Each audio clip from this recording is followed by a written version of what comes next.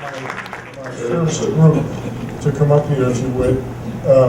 Jennifer Bester, Laura Bradley, Ted Lempert, and Dennis Pruitt. Dennis? So I'm a mom in a basic aid district. It's Menlo Park and Atherton. I won't say my neighbors include Jerry Rice, Meg Whitman, Charles Schwab, but certainly fellow property owners in that district include those people. And so I got puzzled about why per student spending was starting to fall. I had read many years ago, 7 years ago, that commercial property was getting a much better deal out of Prop 13 than residential. So I started to research it, and every time I researched it, I could see how this was happening. I could see individual properties that seemed to be getting a good deal. But whenever I talked about it to people who were Republican or rich or powerful, they always had arguments that they came back at me with that sounded like pretty good arguments. So finally I decided that I was just going to do the whole thing. And I went and I bought the assessment rolls for my entire district. I bought the rolls for 2009, which was the current year, and 1985, which was the earliest one that they had, and analyzed what the difference had been. And what I found was that for commercial property in Menlo Park, we got to turn off. Yeah.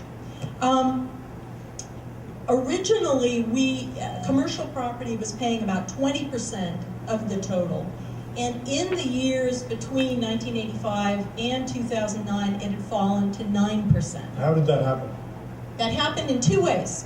If we can take that difference, I can divide it in half. Half of it was what I'll call exogenous factors. So the value of the homeowner's exemption has fallen in all those years. The $7,000 was worth a lot more when $100,000 was the average price of a home than it's worth now at $1 million.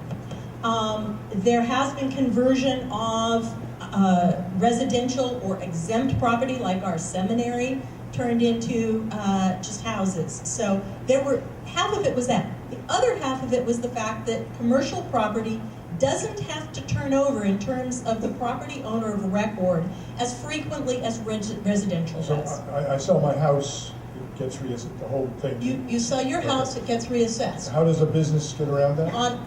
They don't necessarily have to get around it. So give me a moment, John. I'll get there. I really will.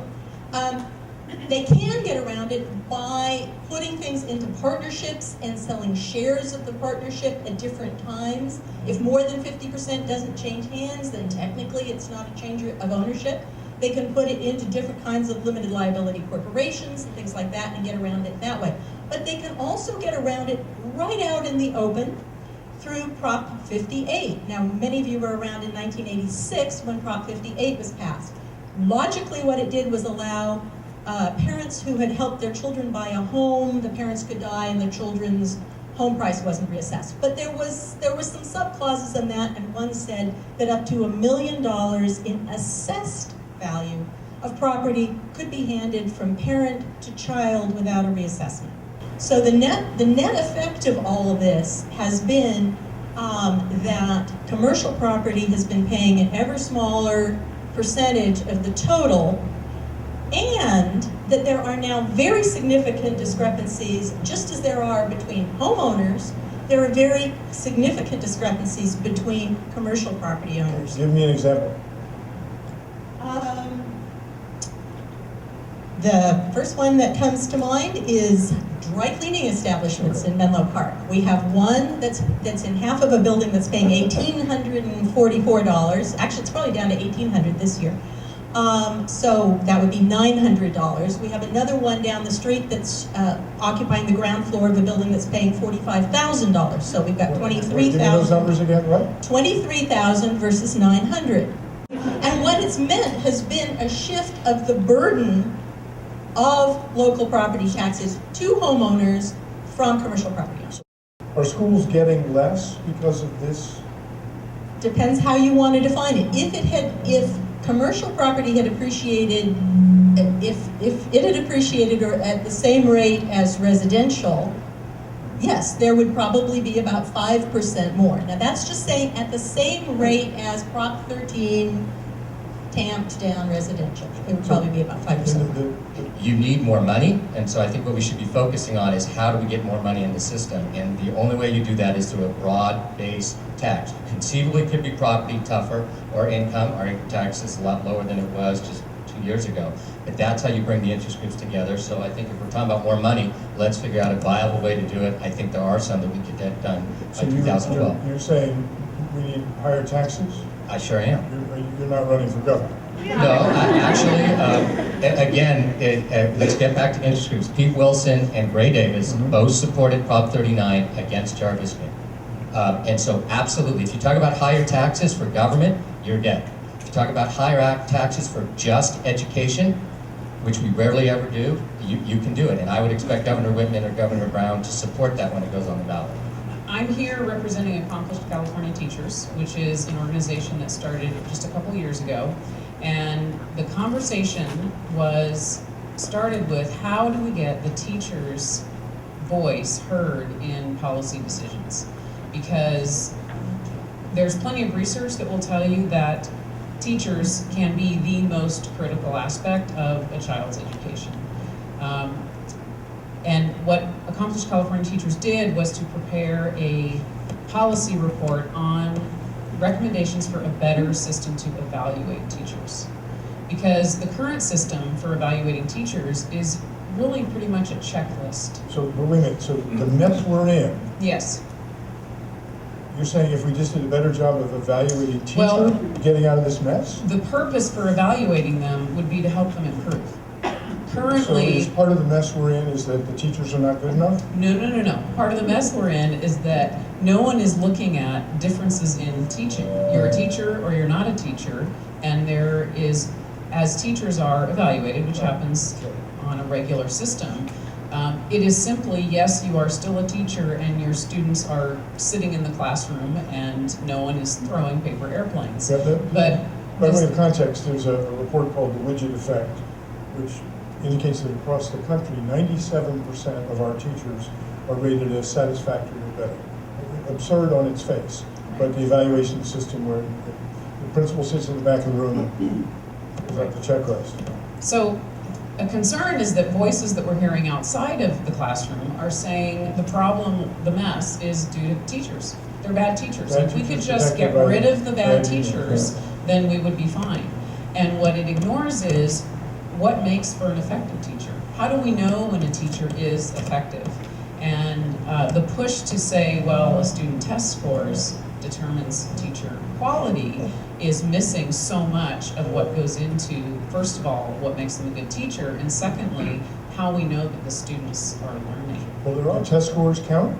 Test scores need to be considered as part of a much bigger package. But we need to remember that they occur on one day. And I need to speak as an English teacher, almost 20 years teaching junior high English. The bulk of my curriculum is writing.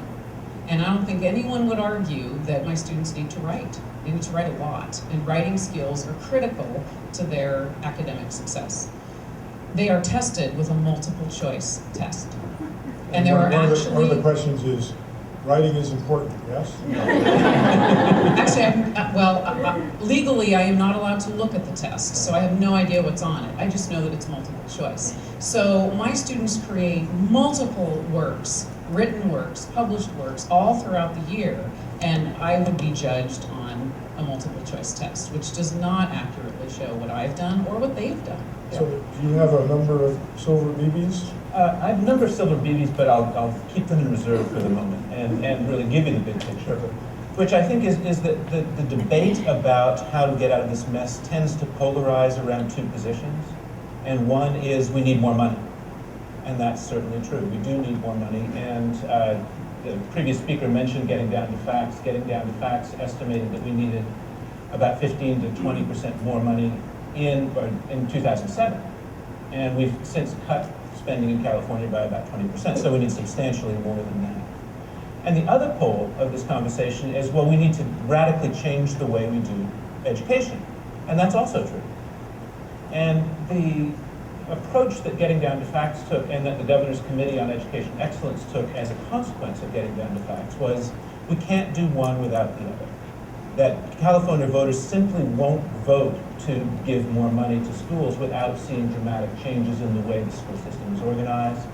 But the interest groups that Ted talked about, and we could name them if you like. Yeah, go ahead. Well, the teachers' unions, the administrators' organizations, the School Boards Association, and so on, will not move forward on substantial reform unless the wheels are greased by additional resources. Show us the money and then we'll do something. The governor's saying. And so the trick, I think, as you well know, John, is how to get those two things to happen simultaneously. We can have a plan of action tonight on one piece, and the piece is the state, which is sort of the focus of your area. And because once we solve that piece, there's a ton of work to do, a ton of work locally, because if we do our job right, it will be more money and more reform, and that reform will lead to significant local flexibility, and so there's going to be an extraordinary amount of work to do in each local community. Can you get to interest groups to do it? Yeah, Children Now, the School Boards Association, PTA, we did an interview project a few years ago where we talked to each of these major interest groups in the state behind closed doors. When you talk to them behind closed doors, we are so much closer than you think, which is why I am optimistic, but I don't think the California Teachers Association or the Chamber of Commerce, and I think those are the two interests to talk about, they're the two more powerful. If you ask the Teachers Association, they might say it tonight, they say, there's no way that disgusting Chamber of Commerce thing against sports only. If you ask the Chamber of Commerce folks, they'll say, we're never going to do anything with the Teachers Association. I actually think you can get them together. We have before, and if we all demand it, if we get those two groups together, the public will support reform and revenue. To do, it's pretty close to what, to solve the state problem. And so the state problem is not enough money, over-regulation. We have the third most categoricals of the 50 states. We put barriers to effective teaching, and we put barriers to the kind of evaluation that was talked about. And so I think Getting Down to Facts laid out a plan. We spent millions on research on what should be done. And I think some other states like Maryland and others have pointed it out. So deregulate, more money, and remove the barriers. Can you get out of this mess without some blood on the floor? That's a metaphor, not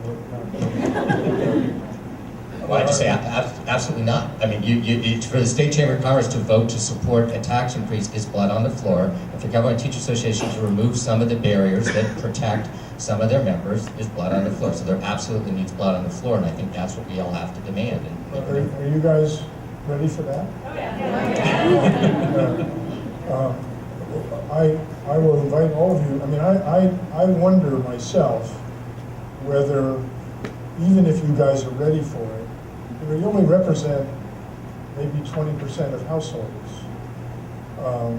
And I'm not sure, I've never heard school people with an effective strategy for bringing in the other 80% who do not have school-age children.